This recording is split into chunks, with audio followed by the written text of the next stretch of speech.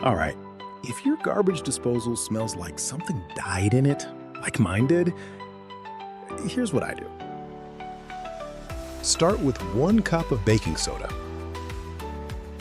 Pour it right into the disposal. Let it sit for about 5 to 10 minutes.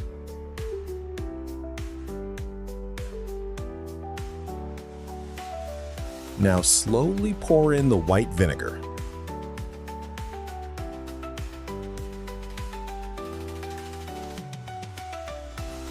I like to do it in 3 pours, so it has a chance to foam up each time. Once it's done fizzing, plug the sink, add a little Dawn dish soap, and fill it with hot water.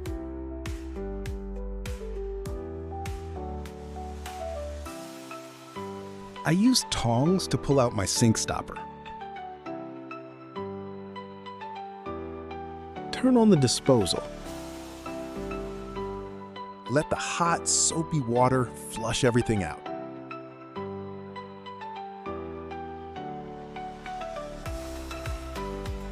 That's it.